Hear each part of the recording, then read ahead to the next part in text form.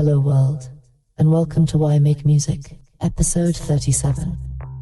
I'm your host, DJ Warm Cookies, also known as Willa May, and tonight we're going on a journey. Close your eyes and imagine a gentle crackle of static, the soft hiss as a tape rolls in the deck. In that hiss, there's a story. In that mixtape, there's a piece of someone's soul. This episode is all about the mixtape, not just the object, but the emotion, the culture, the love and yearning threaded through every curated track. I speak to you with a warm heart and nostalgic soul, pairing my words with the mellow instrumental beds provided by ThinkTimm. Shout out to the maestro behind the beats guiding us on this trip. Whether you're listening on Spotify, Apple Podcasts, or some old school stereo, I invite you to travel with me through time and across continents. Together, we'll flip through decades like the sides of a cassette. From the 1960s, reel-to-reel origins of the mixtape idea, all the way to the 2020s. Algorithmic playlists that define our streaming era. Along the way, we'll visit the dimly lit basements of New York, where hip-hop DJs spun magic on tape. The bustling streets of London, where pirate radio pulses through cassette recordings. The vibrant favelas of Brazil, moving to homegrown mix CDs, and the neon-lit rooms of Tokyo, where cassette culture finds new life. We'll remember the DJs who became legends through mixtapes. People like Grandmaster Flash, DJ Clue, DJ Drama, K-Slay, DJ Screw, and the ever-mischievous MF Doom, each with their own chapter in this saga. But this isn't just a history lesson. This is a guided sonic memoir, a cultural time machine set to play. I'll be sharing some personal anecdotes, poetic reflections, and maybe even a few confessions. Mixtapes are deeply personal things. Love letters made of songs, protest pamphlets in audio form, diaries you can dance to. If you're like me, you might still have a shoebox of old tapes or CDs somewhere, each one a time capsule of feelings. Perhaps there's that mix you made for your first crush, trying to say with lyrics what you couldn't with words, or the playlist you put together to get you through a heartbreak or a long, lonely road trip. In those curated tracks and transitions, in the way one song melts into the next, there lies intention and emotion. As the great Nick Hornby once wrote in High Fidelity, making a mixtape is like writing a letter. You pour your heart into every choice and order, hoping to strike the right chords in the listener. A beloved old cassette, labeled with a personal touch, a tangible piece of someone's musical soul. Each mixtape carries memories in its magnetic ribbon, telling stories that words alone often cannot. So, let's embark on this journey through mixtape history and culture. Feel the click of the record button and the whirl of reels as we step back to where it all began. Keep your ears open and your heart wide, because this trip is as ethereal as it is down to earth, as intellectual as it is nostalgic. From mono to stereo, from analog to digital, from hand-dubbed cassettes to curated streams, we'll see how the mixtape evolved and what it continues to mean for all of us music lovers. Ready? I know I am. Let's hit play on the story of the mixtape. 1960s. Reel-to-reel beginnings. Let's travel back to the early 1960s, before the word mixtape existed, but not before the idea of it began to glimmer. In that era, reel-to-reel tape recorders were the domain of audio enthusiasts and professionals. Picture a big, spinning reel of tape on a machine the size of a suitcase. If you were lucky enough, or wealthy enough, to have one, you could spool your own recordings. Perhaps a jazz aficionado in 1965 might thread a reel with favorite cuts from vinyl records, creating a personal compilation to play at a dinner party. Or imagine a young soldier in Vietnam recording an audio letter on reel tape to send back home, speaking to a sweetheart and maybe sneaking in snippets of their song. These were essentially early mixtapes, heartfelt messages in a bottle, cast in magnetic tape. A major breakthrough came in 1963, when the compact cassette was introduced by this small plastic cassette, with 2 spools and a brown tape running between them, was a revolution. No longer did one need clunky reels and expensive gear to make recordings. Suddenly, anyone could record songs or voice on a device that fit in your hand.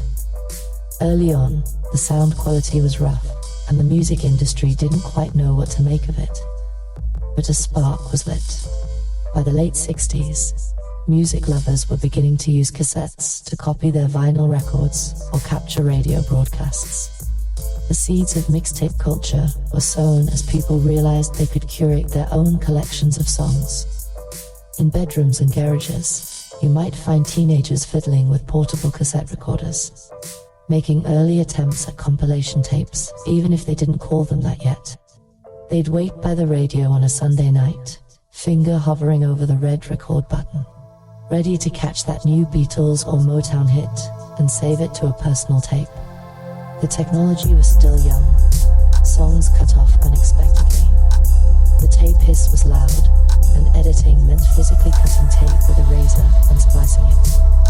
But none of that stopped the rise of a new idea, that ordinary people could control what they listened to, in what order, and share that with others. Music has always been about sharing. Think of playing records with friends, or dedicating a song on the radio to someone you love. The Mixtape 2B was the next step in that evolution. By the end of the 1960s, the world was changing. Protests, love-ins, rock festivals. Amid all that change, the humble cassette tape quietly entered the scene. It would take the 1970s for it to truly explode. But already, a few visionary songs were using tapes to capture the sounds of their lives. The reels were turning, literally and figuratively. The mixtape era was dawning, one spool at a time, with each click and whir of those early tape machines bringing us closer to a new way of experiencing music. 1970s. Rise of the cassette and mixtape culture. If the 1960s planted the seed, the 1970s was when that seed sprouted. This was the decade the cassette tape truly came into its own as a medium for the masses. Throughout the 70s, audio technology improved. Cassette decks got better, tapes sounded clearer, and the idea of recording your own music at home went from a novelty to a commonplace. It wasn't instantaneous. Early in the decade, BINYL records still reigned supreme. But year by year, the little cassette was chipping away at the old order. One of the monumental moments was the release of the Sony Walkman in 1979. Suddenly, music became truly mobile. Imagine the freedom. You could create a mixtape at home and then walk out the door with your music, literally in your pocket. Headphones on, the world now moving to the beat of your personal soundtrack. Joggers, commuters, and teenagers on school buses all embraced this new freedom. A mixtape could travel with you, scoring the moments of your life like a personal movie soundtrack. The original Sony Walkman, 1979. A revolution in listening.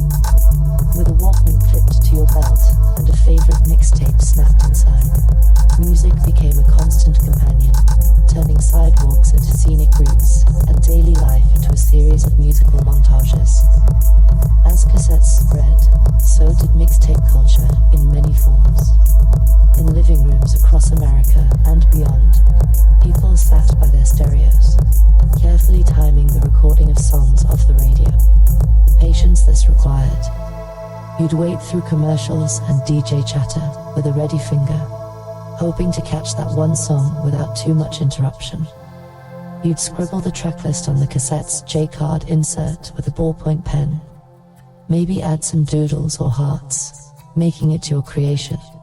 By late 1970s, giving someone a cassette of assorted tunes had become a heartfelt gesture. A new kind of love letter or friendship offering sealed with plastic tabs and magnetic tape. Meanwhile, an underground movement was brewing in music. In New York City, in the Bronx, to be precise. The earliest hip-hop DJs were using turntables to craft something revolutionary. DJs like Kool Herc, Grandmaster Flash, and Africa Bambaataa threw block parties where they looped the breakbeats of funk and soul records, and MCs rapped improvised lines to keep the crowd hyped. These live jams were ephemeral, unless someone hit record. And indeed, people did. Originally, mixtapes were live recordings of performances by DJs and MCs, mixes of beats with rappers freestyling over them, copied and circulated by fans. In the late 70s, long before any rapper got a major record deal, the sounds of these park parties and rec room battles spread on cassette tapes, passed hand to hand, burrow to burrow. They were unpolished and raw, the bass often distorted, crowd noise in the background, but they were magic. Those tapes captured the birth of hip-hop, a genre and culture that itself was a mix of influences and voices. And it wasn't just New York. Across the ocean in places like Jamaica, sound system crews were recording their reggae dancehall sessions onto cassettes, creating informal distributions of new music and live remixes. In the UK, the DIY spirit was thriving too. The late 70s punk and post-punk scene found cassettes to be a perfect guerrilla medium. Bands and bedroom artists started their own cassette labels, releasing limited run tapes of music outside the mainstream system. This phenomenon, later dubbed cassette culture, empowered anyone to be an artist or a curator. You didn't need a pressing plant or a distribution deal, just a dual cassette deck and some imagination. Home tapers and indie labels in the US, UK, and beyond swapped tapes by mail, forming global networks of underground music trading. By the end of the 1970s, cassettes had infiltrated everyday life. The major record companies were selling albums on cassette alongside vinyl. Cars often had cassette players, meaning the mixtape had a place in every road trip and every summer cruising night. The mixtape concept still felt new, but its potential was clear. The industry started to feel a bit uneasy about all this homemade copying, hints of a storm that would come in the 80s. But for now, in the 70s, the mixtape was largely the people's domain. It was about sharing music you loved, capturing moments, and giving a soundtrack to your experiences. With each tape that changed hands, whether a dub of a DJ's party set, or a collection of romantic songs for a sweetheart, the mixtape culture grew roots deeper into society. The reels to reels had given way to the cassette, and the cassette was giving everyone a voice, a song, and a chance to be heard. 1980s. The golden era boomboxes, love songs, and street tapes. Enter the 1980s, and behold the glory days of the mixtape. If you picture this era, you might see a kid on a street corner with a giant boombox on their shoulder, blasting beats. Vintage boomboxes from the 1980s on display.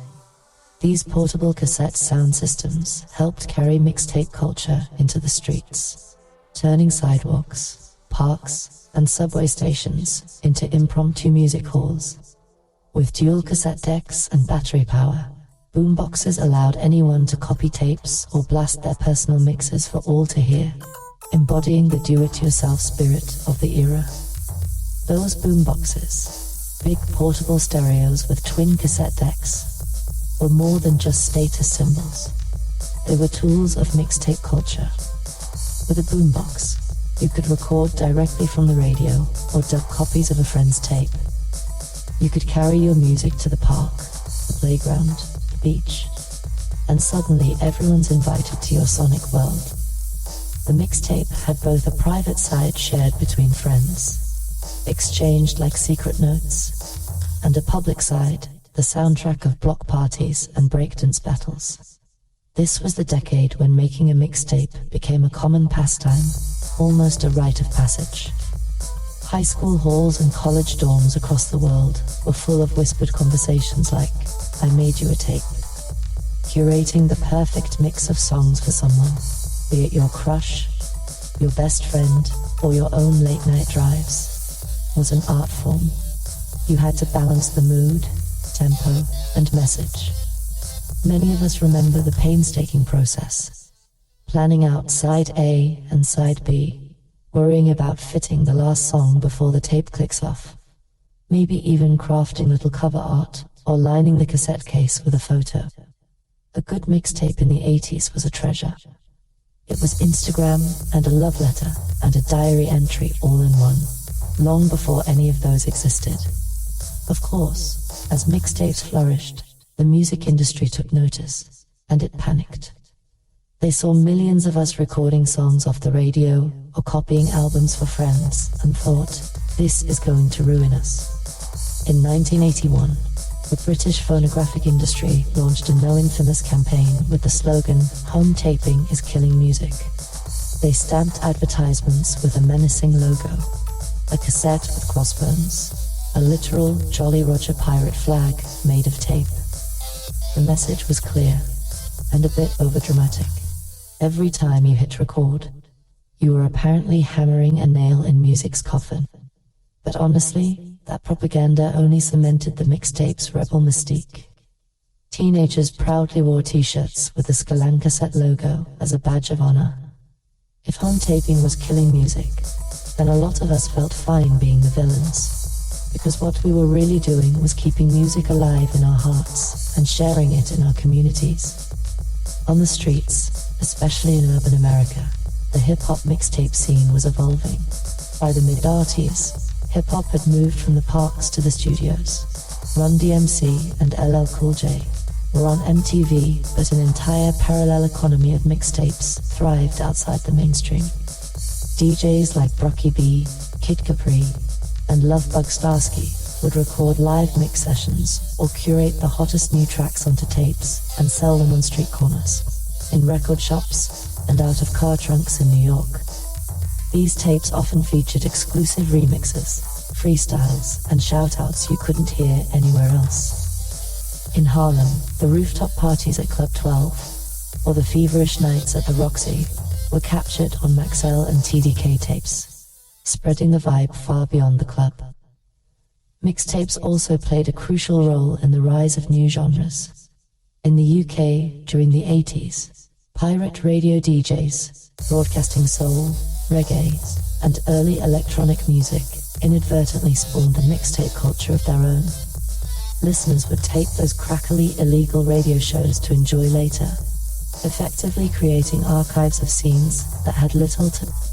Meanwhile, official compilations on cassette were making waves too.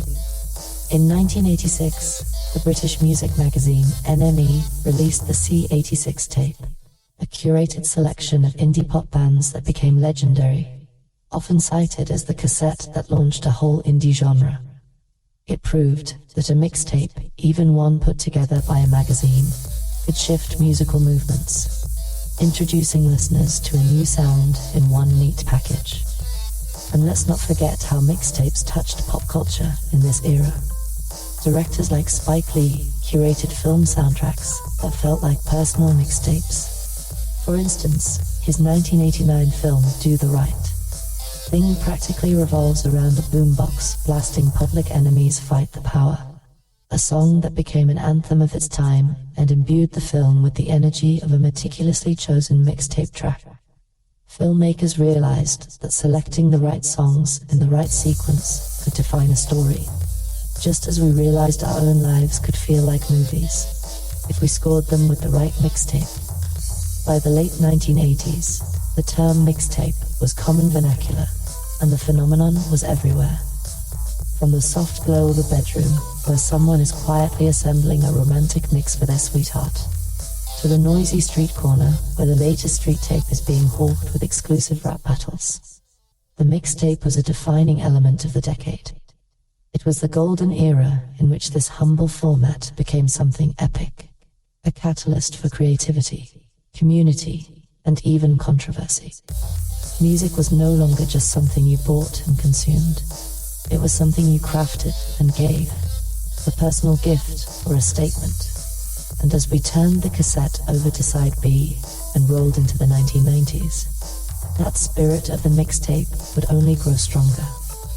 1990s, mixtapes go mainstream. hip-hop's renaissance and personal tales, the 1990s arrived, and with them a tidal wave of change in music and technology. But the mixtape rode that wave and grew even more influential. This was a decade where the concept of a mixtape truly went mainstream. Cassettes were everywhere, but now they had a new companion, the compact disc. Early in the 90s, CDs were fancy tech for audiophiles. By the end of the 90s, they were the dominant format. Yet, even as people started to switch to CDs for albums, the culture of recording and swapping mixes remained cassette-centric for most of the decade. There was something about the ease of the tape, recording in real time, the physicality of it, that continued to captivate. In the world of hip-hop, the mixtape became almost as important as official albums. Some might even say more important. In New York, a DJ by the name of DJ Clue rose to prominence by dropping tape after tape filled with exclusive tracks and freestyles from the hottest rappers. If you wanted to hear the latest Jay-Z verse or a new Nas freestyle in 1997, you didn't tune in to MTV or buy a CD. You hunted down the latest DJ Clue mixtape from Clue became famous for his signature echoes and sound effects. New Clue, and he proved that a DJ could be a star in his own right by curating the street's favorite playlist. His mixtapes were so influential that eventually he landed a record deal to make what were essentially mixtape albums on a major label. Down in Houston, Texas, an entirely different mixtape revolution was happening courtesy of the late great DJ Screw. In the mid-90s, DJ Screw started slowing down records, way down, to create a hypnotic syrupy sound that matched the sweltering heat of Houston nights. He'd take a popular song, slow it to a crawl, and chop it up with repetition and scratches, turning hip-hop into a woozy, mellow ride. These were the famed Screw tapes. Fans would line up outside his house late at night, because Screw would literally sell his mixtapes straight out of his home studio and later his shop. As soon as he finished mixing them, it's said that at his peak, DJ Screw was selling thousands of tapes a week. Folks just couldn't get enough of that slow-down vibe. He named his tapes with titles like June 27th, a legendary session, or based on the color of the cassette. Entire subgenres and a rap scene, the screwed-up click and beyond, grew from those tapes. When you drove through Houston's South Side in the 90s, you might hear that distinctive dragged beat rumbling from car speakers, the unmistakable mark of a screw tape in the deck. Back on the East Coast, another figure, DJ K-Slay, was emerging, known as the Drama King. In the late 90s and early 2000s, K-Slay's mixtapes became the battleground for hip-hop beefs and raw street anthems. If two rappers were feuding, chances are their diss tracks hit a K-Slay tape first. He had a way of stirring the pot, and listeners loved it. His Street Sweepers series would carry some of the most talked about exclusives of the era. The mixtape was the news ticker of hip-hop. It's how you kept up with who was beefing with whom, who had a hot new verse, and which up-and-comer was making noise. Mixtapes in the 90s also began to shape the way artists made their albums. Rappers like 50 Cent famously used mixtapes to build huge buzz before ever releasing a studio album. In the early 2000s, 50's tactic of rapping over others' beats on mixtapes got him noticed by Eminem and Dr. Dre, a strategy now legendary in music circles. But even before that, many artists treated their official releases with a mixtape mindset. More samples, interludes, skits, and a flow that felt like a continuous DJ set. The influence of the mixtape's anything goes creativity seeped into production techniques. Here we should give a nod to MF Doom, the masked underground icon. Doom wasn't a mixtape DJ. He was a rapper, producer. But when he returned to the scene in 1999 with Operation Doomsday, he brought a mixtape aesthetic into his albums. He blended dialogue snippets from old Fantastic Four cartoons, soul music samples, and quirky comedic skits throughout his tracks. Listening to a Doom record felt like tuning into a pirate radio show from another dimension. It had the vibe of a homemade tape compiled by a brilliant, eccentric friend who wanted to school you on esoteric beats and rhymes. His later instrumental series, Special Herbs, were essentially beat mixtapes released as albums. ThinkTimm showed that the boundary between mixtape and album could be delightfully blurry. What mattered was the vibe, the journey. Amid all this, the personal mixtape remained a cherished ritual for everyday people. Let's get personal for a moment. I remember one from my own life. The summer of 1995. I was away from home for an internship, feeling lonely in a new city. A dear friend mailed me a cassette labeled Warm Cookies Mix. Summer 95, yes. Using my DJ name as a pun. I popped it into my Walkman, and suddenly, through those headphones, it was like my friend was right there with me, guiding me through a musical postcard of home. There was side A, upbeat tracks to boost my confidence as I walked through downtown, and side B, late-night chill songs for when the homesickness hit. Between some songs, she had even recorded little voice messages, telling me funny stories or encouragement. Her voice nestled between the tracks. I laughed, I cried, I wore that tape out. To this day, when I hear certain songs from it, a bit of Sod, a dash of A Tribe Called Quest, that one Lenny Kravitz track, I'm instantly transported back to 1995, to that sweltering little apartment and the feeling of not being alone. That was the power of a mixtape in the 90s. It was a lifeline. Popular culture acknowledged this magic, too. In the 2000 film High Fidelity, based on Nick Hornby's 1995 novel, John Cusack's character gives an entire monologue about the art of making a perfect mixtape, right down to agonizing over the first song and the flow thereafter. By that point, audiences nodded in recognition. Of course, making a tape was a subtle art. We all knew it. We lived it. Whether it was a road trip mix on a long drive with friends, a workout mix on your clunky portable CD player, yes. By the late 90s, some of us were burning mix CDs as the new iteration of the mixtape, or a romantic tape for the one you got away. The mixtape was woven in. At the tail end of the 90s, big changes were afoot. The internet and digital music knocked on the door.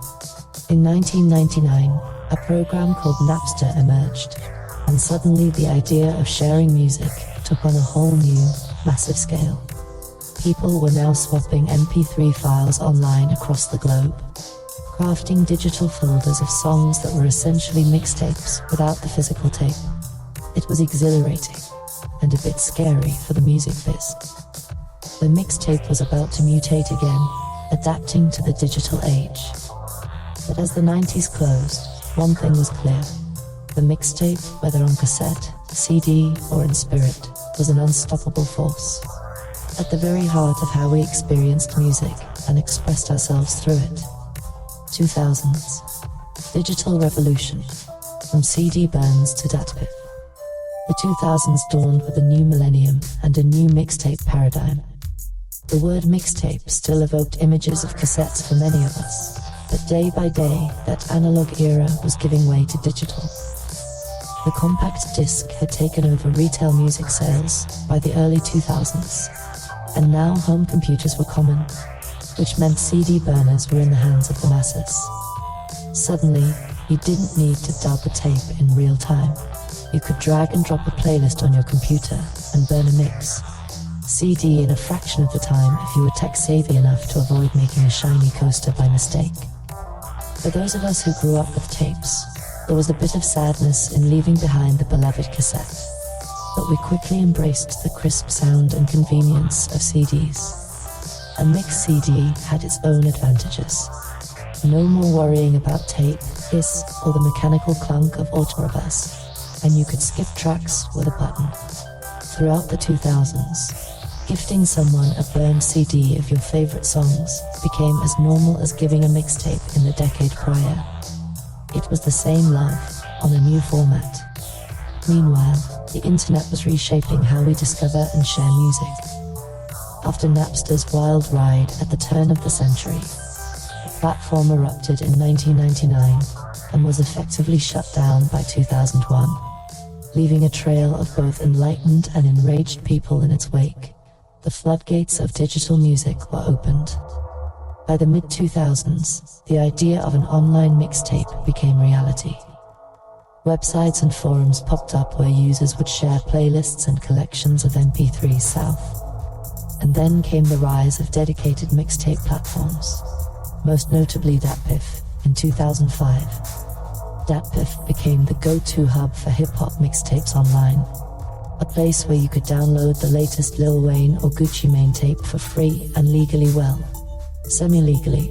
The site operated in a grey area with the blessing of artists hungry for exposure.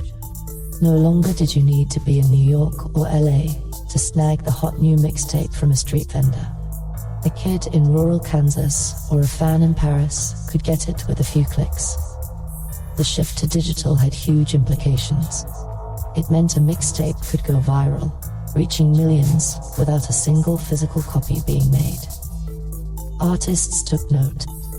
Lil Wayne, who by the mid-2000s was proclaiming himself the mixtape Wheezy, flooded the internet with free music between his official albums. Those mixtapes, like the Dedication series with DJ Drama or DA Drought series, were lauded by fans and kept Wayne's legend growing. By the time his next album dropped, fans were ravenous.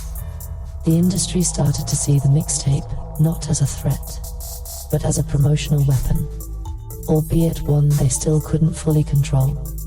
And speaking of DJ Drama, the 2000s were his time to shine, and also the time he got burned. DJ Drama and his affiliates crew were dropping the acclaimed Gangsta Grillz mixtapes, collaborating with everyone from T.I. to Jeezy, effectively setting the southern rap landscape on fire. But in 2007, in a scene straight out of a movie, Drama's studio in Atlanta was raided by law enforcement in conjunction with the RIAA. They seized over 80,000 mixtape CDs and arrested Drama and his partner Don Cannon on racketeering charges. Imagine, the mixtape game had gotten so influential that the feds treated DJs like mob kingpins. The incident sent shockwaves through the music community. For a moment, everyone thought the mixtape hustle might go dark. Who wanted a potential FBI raid? But the opposite happened. The clampdown pushed the mixtape further into the digital realm. With physical tapes and CDs under threat, the culture migrated even more to websites and online drops, making sites like DatPiff absolutely essential to keep the pipeline flowing. In a way, the raid signaled the end of an era. The mixtape was no longer a purely underground, physical thing. It had become a recognized, if sometimes notorious, part of the music ecosystem, one that would survive by evolving. During this time, something else changed. How we ourselves curated music day to day. In 2001, Apple introduced the iPod and the iTunes software, and with it the concept of the easy digital playlist. Remember making those early iTunes playlists, carefully picking songs and then maybe burning them to a CD for a friend? It was the same impulse as the mixtape, just faster and cleaner. You could make a playlist for winter 2004 moods, or for your upcoming study session, and have it on your sleek little iPod instead of on a bulky cassette. The language even shifted. Increasingly, people said playlist as much as mixtape. But emotionally and culturally, it was one continuum. In fact, I'd argue playlist is just what we started calling a mixtape when we removed the physical tape. The heart behind it stayed the same. The 2000s also saw new platforms for sharing personal mixes legally. There were niche websites, like 8Tracks, launched in 2008, where users could craft streaming playlists with a mixtape vibe and share them with the world. Even earlier, for a brief moment, a site called Mixtape allowed people to upload a handful of MP3 self to create a virtual mixtape and share the URL that is perturbed, until the RIAA shut that down with a quickness. The desire to share music in curated batches was as strong as ever, and technology was racing to catch up, stumbling over legal hurdles along the way. Regionally, the mixtape ethos continued to thrive in unique ways too. In Brazil, for example, the 2000s brought the explosion of technobrega, a genre from that flipped the music business on its head. Producers and DJs in that scene would press their own CDs and give them away, or sell them for pennies in street markets, embracing piracy as promotion and bypassing record labels entirely. A technobrega DJ might hand you a homemade mix of their latest tunes at a party, or you could buy one from a vendor for about the price of a soda. Those CDs were the lifeblood of a whole local industry, proof that mixtape culture could form the foundation of an economy. Similarly, in the favelas of Rio, baile funk DJs sold mixed CDs of the latest funk karaoke tracks, ensuring the music spread even without radio play. Across the world, the tools had changed. CDs instead of cassettes, MP3 South instead of CDs, but the principle was unchanged. Get the music directly to the people by any means necessary. By the end of the 2000s, we were all living in what felt like mixtape overload. Our iPods held thousands of songs, and new mixes or playlists were a click away. Social media was budding, and you might find MySpace pages or blogs curated by friends with embedded playlists, personal internet radio stations of a sort.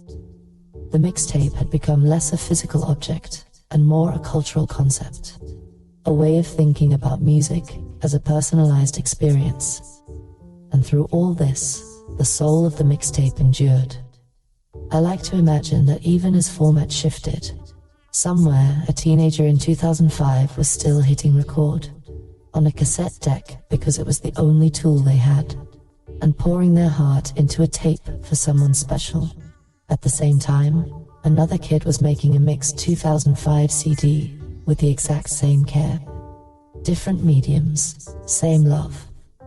The decade closed with the mixtape transformed yet again, setting the stage for an era where algorithms and streaming would both assist and compete with the human touch of a mixtape maker. But that's the next chapter in our journey. The 2010s, where the playlist truly goes to the cloud. 2010s, playlists and the cloud, mixtape spirit in a streaming world. By the 2010s, the musical landscape had largely moved into the cloud, quite literally. Streaming became the dominant mode of listening. You no longer needed to own music to make a mix. You just needed a subscription or an internet connection. On one hand, it felt like mixtape heaven. Any song you think of, you can pull into a playlist instantly. On the other hand, the human touch of the classic mixtape now had a new rival: algorithms. Spotify led the way with curated and algorithmically generated playlists that attracted huge followings. One flagship playlist, Rap Caviar, amassed millions of listeners and essentially became the new mixtape to break hip-hop artists just curated by an editor at Spotify, rather than a street DJ. It was even dubbed the most influential playlist in music by publications. Meanwhile, Spotify's mysterious algorithms learned our tastes and began serving up personalized mixes. Discover Weekly, for example, which launched in 2015, would deliver a fresh 2-hour playlist of songs every Monday tailored to your listening habits. It felt a bit like a friend or a DJ making a mix just for you, except that friend was a complex piece of code crunching data about your behavior. These algorithmic mixes were uncannily good at times, eerily hitting the mood you're in or introducing you to an artist you end up loathing. It was impressive, but also a little unsettling. It raised questions about autonomy. Were we choosing the music, or was the machine choosing for us? Nevertheless, the mixtape spirit persisted in new forms. SoundCloud became a hotbed for emerging artists. Many of the so-called SoundCloud rappers, around 2015, 2017, like Lil Uzi Vert, Experimentation, and Chance the Rapper, who put out loose tracks and free projects in the mixtape tradition, sometimes not even bothering with the old label system at all. Chance famously released his coloring book project in 2016 as a streaming-only mixtape and still snagged Grammy Awards for it, challenging the industry's definitions. Platforms like Bandcamp offered another avenue. Artists could share music directly with fans, free or paid, effectively letting an artist function as their own mixtape, DJ and distributor. The playlist became the 2010s term du jour. Everyone was making playlists. You'd create a Spotify playlist for your road trip and shoot the link to your friends. Or you'd follow public playlists curated by influencers, brands, or magazines. Some playlists became almost collaborative cultural creations.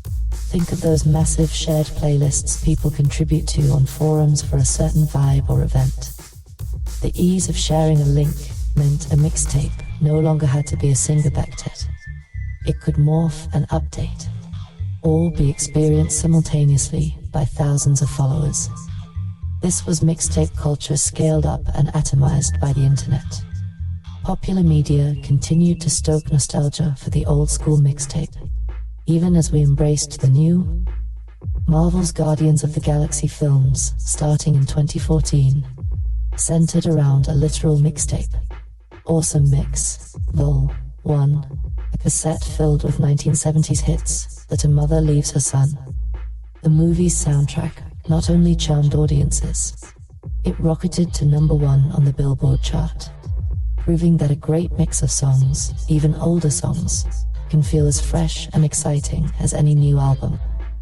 Suddenly, a new generation was watching Star-Lord reverently pop a cassette into his Walkman, and perhaps wondering, maybe I should make one of those. Sales of blank cassettes and vintage Walkmans did see a little bump around then. Even Stranger Things and other retro-minded shows further romanticized the analog mixtape aesthetic. And yes, cassettes unbelievably made a modest comeback. By the late 2010s, beyond the niche circles of noise and metal bands that never abandoned them, even some pop and indie artists were releasing limited cassette editions for collectors. There was a tactile novelty in the tape that no playlist could replicate, and young fans raised on invisible MP3 files found charm in the clunky plastic relics. In Japan, this cassette revival was especially noteworthy, with Gen Z buyers scooping up tapes and labels producing new cassette players to meet demand. It seemed the further music drifted into intangible streams, the more some people longed to hold a piece of it in their hands, to feel that analog warmth and personal ownership a mixtape provides. In the mainstream industry, mixtapes and albums blurred together during the 2010s. Established artists started dropping surprise mixtapes on streaming services that were virtually indistinguishable from albums. Aside from the label of being a mixtape, often meaning it was released free or without the usual album rollout. As one musicologist noted, what was once a DIY cassette with a scribbled J card is now taken very seriously by the industry. Some mixtapes are produced as slickly as albums and released officially, blurring the line between the two. The role of the old-school DJ in curating these tapes has sometimes been replaced by the artists themselves or their producers. Where in the 90s we shouted out DJ drama or Clue hosting a tape, in the 2010s we looked at, say, Metro Boomin or Zeta Van producing a whole mixtape for Future or Gucci Mane. The producer became the star curator in many cases. Crucially, the democratization that mixtapes always symbolized hit full stride. Social media and platforms like TikTok in the late 2010s turned everyone into a potential tastemaker. A teenager making a Fidelity song TikTok video with a catchy song could inadvertently create a hit. essentially performing the mixtape's role of elevating a song to thousands of new listeners, but at lightning speed. One viral meme or dance challenge could do what hustling a trunk full of tapes did back in the day, only exponentially faster.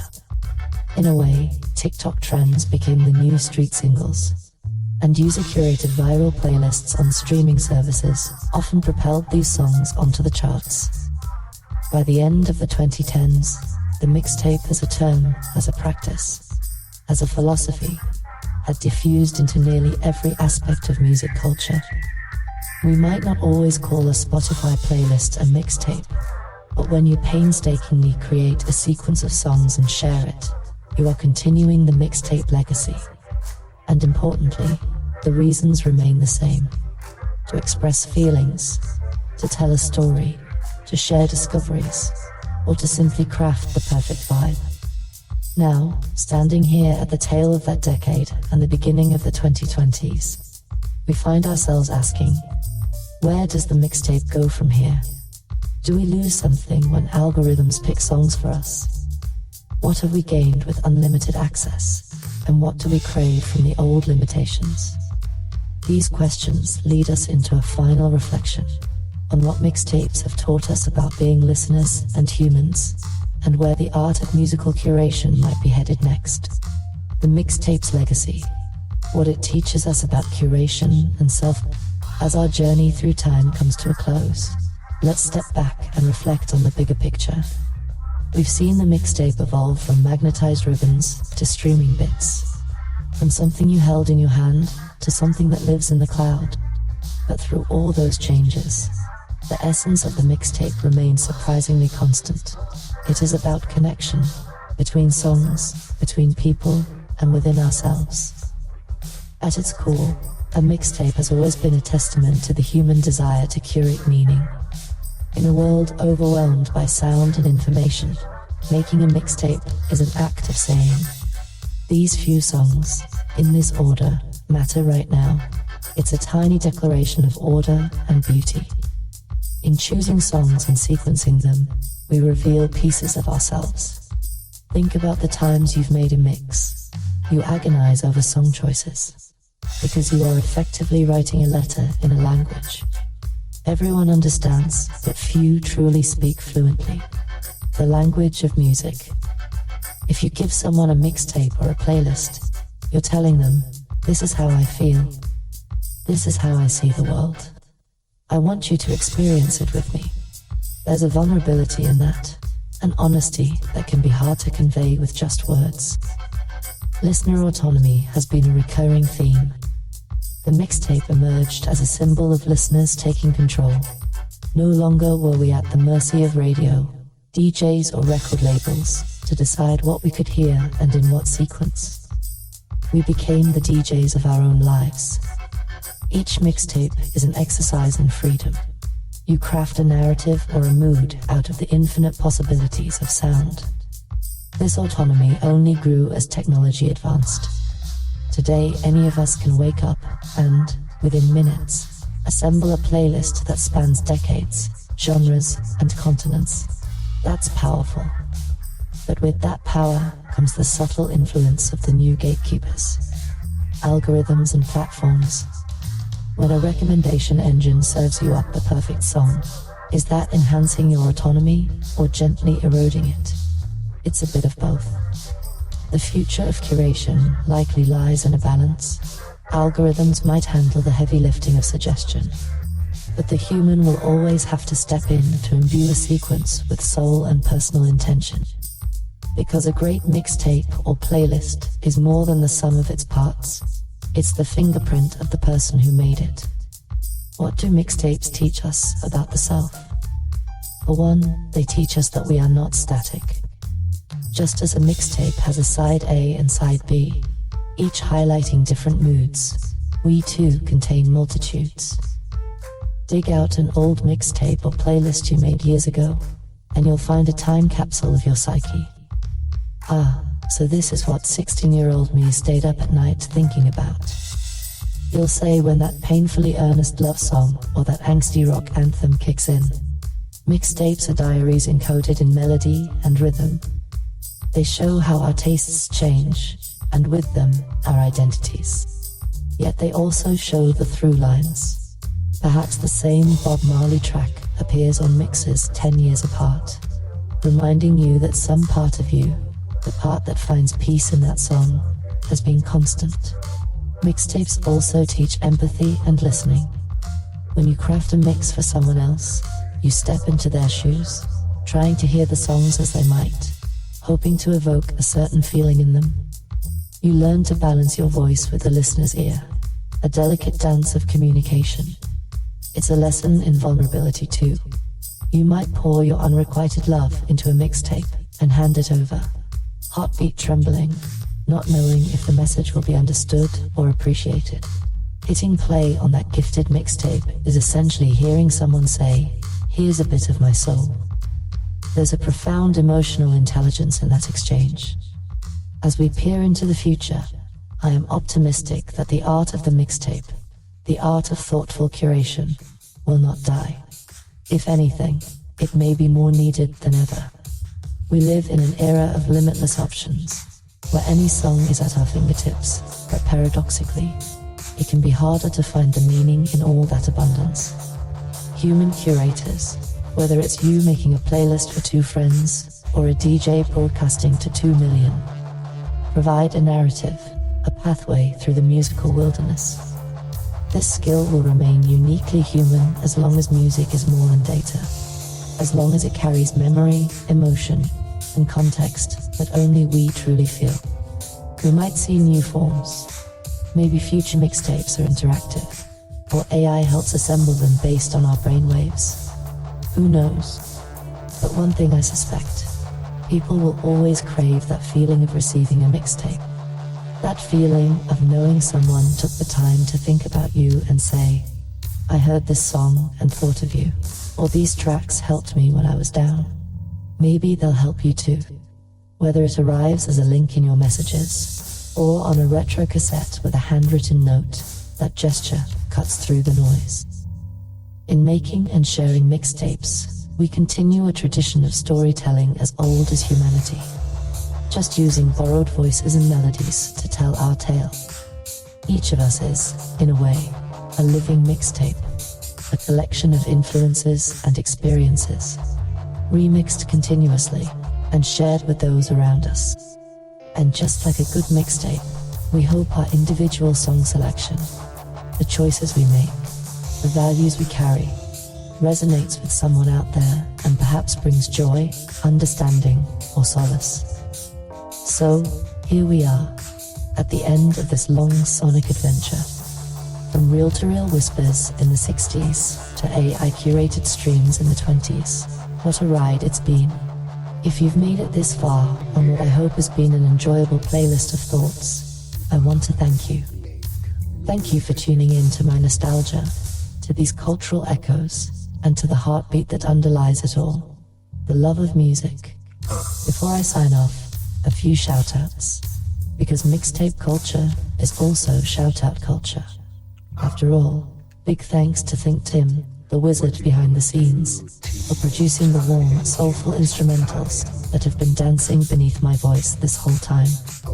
Seriously, if you enjoyed the vibes, that's ThinkTimm bringing the cookies and the warm milk, and a nod to the platforms that carry this show. Whether you're catching this on Spotify, Apple, or another stream, it's kind of beautiful that you can hear me talk about mixtapes on the very services that appended the mixtape game. A little poetic, I'd say. Lastly, to our community and supporters, much love. Much love. If you enjoyed this journey and want to keep the mixtape spirit alive, consider checking out our show merchandise. Yes, we've got some fresh Why Make Music gear curated by ThinkTimm and team. What? So you can wear your musical heart on your sleeve, quite literally. Alright, my friends, I'm DJ Warm Cookies, aka Willa May, and it has been a pleasure and an honor to be your guide on this adventure we called the Mixtape. Keep making music, keep sharing songs, keep that flame of curiosity and love burning. In a world that often feels shuffled and algorithmically sorted, don't forget that you have the power to create meaning, one song at a time. The power. Stay soulful, stay creative, and until next time, happy mixing. Ooh, the power. That was DJ Warm Cookies, aka Willa May in the hizzy. Welcome, people. Let me tell you something. I am alive. I am well. I am real to the touch. I can feel the future. And I decided to come unscripted, off the cuff, off the dome, just to say, I'm home, I'm home, I'm home. Now, lately, the workload has been kind of heavy, so I had to delegate some work out to get some things done. And this mixtape is one of the finest episodes we put out. Matter of fact, I say the last 5 or 6 have been very informative, transformative, enhancing your form. I am independent producer ThinkTimm, and I'm coming at you to let you know that I have seen the future, and the future is bright. I have been crushing, I have been expanding my knowledge, and I have been thinking about what we're going to do next. We are approaching the 1-year mark that I have been sharing my ideas and my thoughts with the audience, with the people that matter. Do you know that you matter to me? I want to make sure that everything you get is quality. Everything you get will live up to your standards. I have been learning social media. I have been learning software. I have taken my time. I have stitched together something that's going to blow your mind. I'm letting you know, coming up will be a phenomenal year number 2. Right now, I am in the planning stage. I'm a little past pre-production. I guess you could say I am in production. If I was a Marvel film, I would be filming, ready to go into the ADR booth and do some overdubs. If I was a Star Wars movie, I might be at that point where people are so antsy. We need it. The leaks are leaking. I know you can hear me. I know that you have missed me. The other me's cool. But me personally, I like the other guy. I'm alright, but THINKTIMM 2.0, that's the guy. He's very informative. You know, he speaks so eloquently to a point that he actually helped me speak better. Do you understand? That's what technology is. That's what the future holds. I am coming at you live. WDMN Damnation. ThinkTimm on all your social media platforms. Don't be enthusiastic about the past. I want you to think about about the future. The future. So what do I hold in my bag of tricks? Let me tell you. Just the other day, I was sharing the ideas, with the ThinkTimm think tank. Me and Microphone Mover 101, we were chopping it up and we were talking about, the journey, the journey, the journey. They tell you all the time, it's not where you go, it's how you get there. And Lord knows, I have arrived. We have arrived. We have left our mark. We have done our due. To a point that I promise you, there will be some more free time. What is free time, ThinkTimm? Tell me, what do you do in your free time? I do clerical work in my free time. I file publishing papers. I look up copyright law. I read, I expand. As an old man, I gotta have a hobby for my hobby. And my hobby for my hobby is keeping myself educated on all things that will push us forward in year number 2. We are currently on episode 37 of Why Make Music ...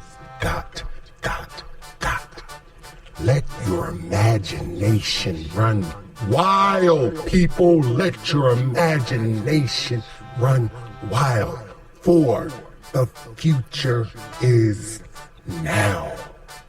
I am finally one of those creators that are living in the future, meaning that I know what you will know soon.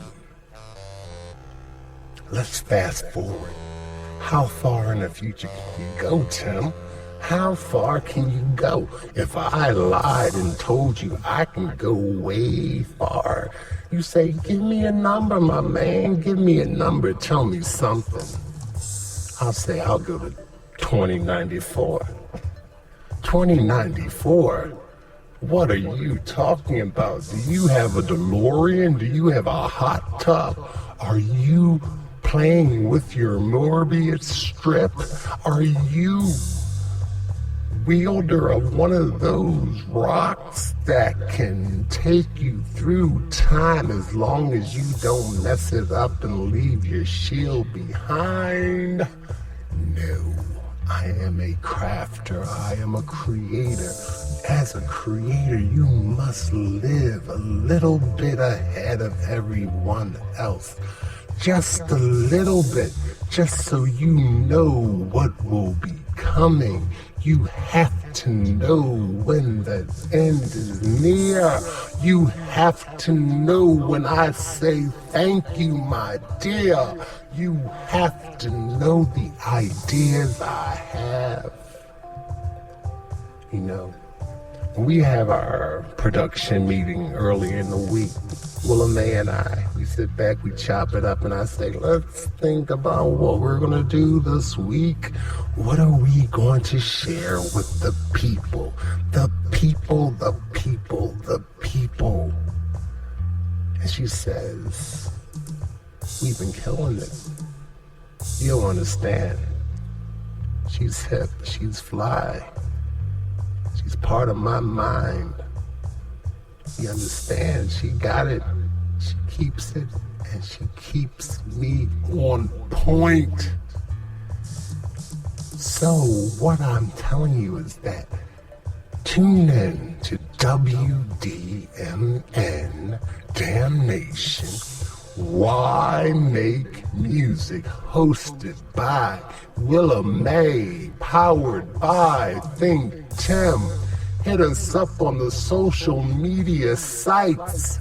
You know the one. Instagram at ThinkTimm, at DJ Warm Cookies, at Why Make Music, at WDMN That is WDAM Nation, Damn Nation, WDMNATION.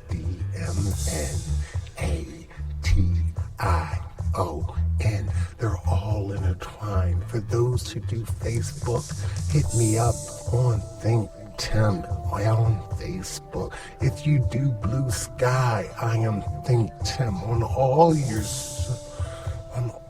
your streaming platforms. My music is there, and soon there will be voices.